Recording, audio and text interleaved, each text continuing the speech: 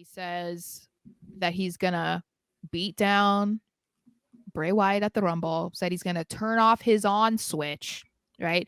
And then we get the return to the Firefly Fun House, Your and all best. the puppets.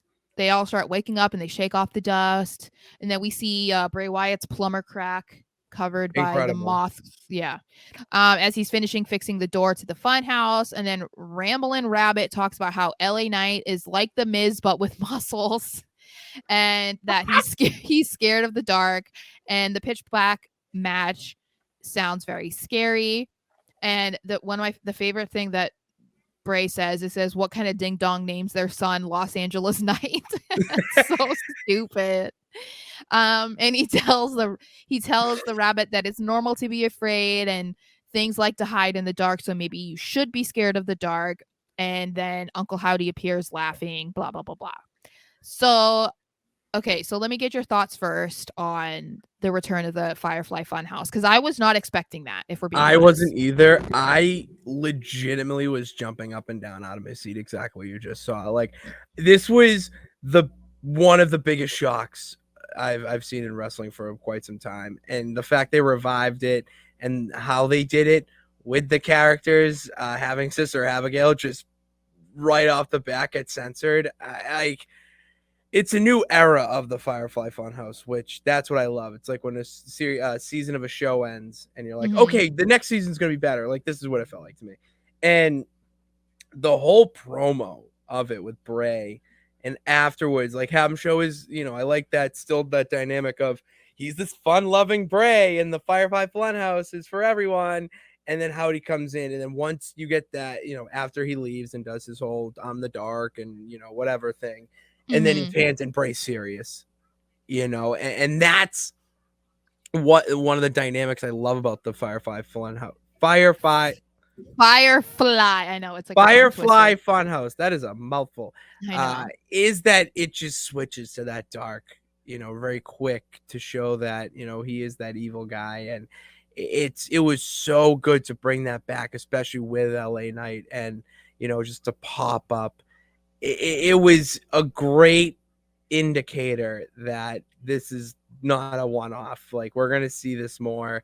This is it's another dynamic to the Bray Wyatt character. Mhm. I was in heaven. I literally was on cloud nine.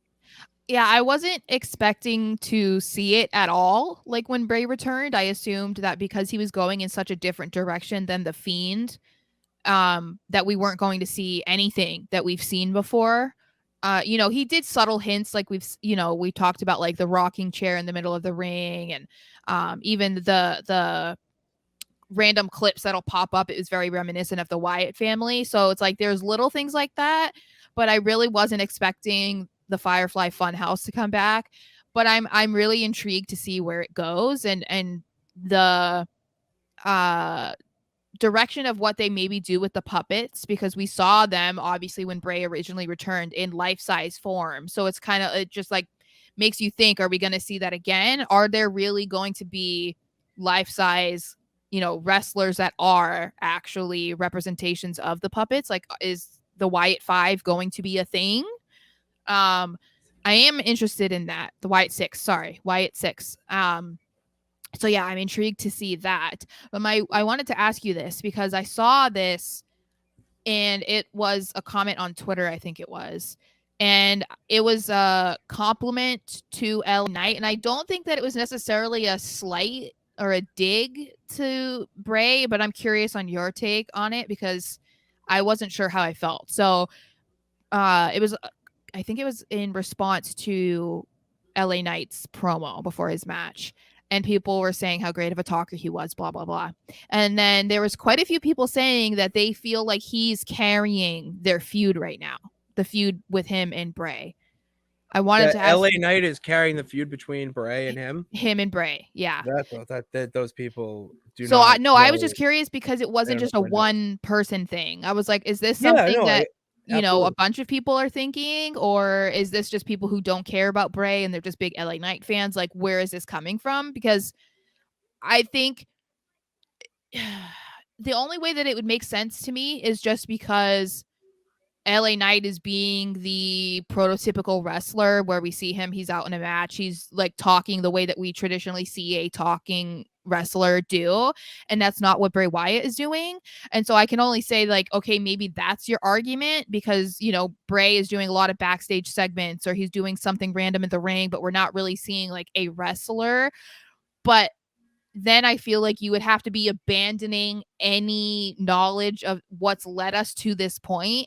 And so I feel like it just didn't really make any sense to No, it me. didn't. It's a fan who lacks the ability to think critically when I hear that I because they think it can't. yeah, it seemed like someone who likes LA Knight and maybe Yeah. not so much Bray to And it's me. because they want to see Bray in a ring, and that's where they're like, "Well, he's not in the ring, so it makes no sense." Like, no, he No, doesn't it makes have to be sense. right in front of him Yeah. to deliver incredible promos and, vignettes and whatnot. And you want something physically in front of you. You can't just imagine. And that's what Bray Wyatt is getting us to do, is to use your imagination.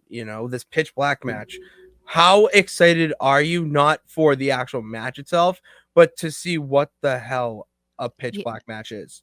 Yeah, well, and it makes you wonder if it's going to be a really big deal because it's sponsored by Mountain Dew. So, like, because it's a sponsored match, basically, it feels like they're going to outdo themselves in the production of the match. They're going to be paying more attention to every single tiny detail because it's sponsored. So, like, obviously, they have to figure out a way to make the sponsor happy.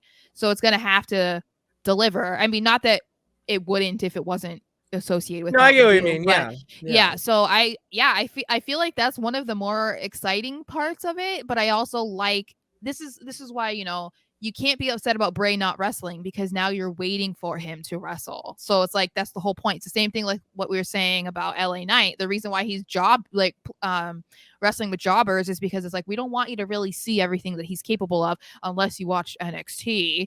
But as of right now, we don't want you to see anything. So I'm just very excited. I feel like the Rumble card is going to be so good.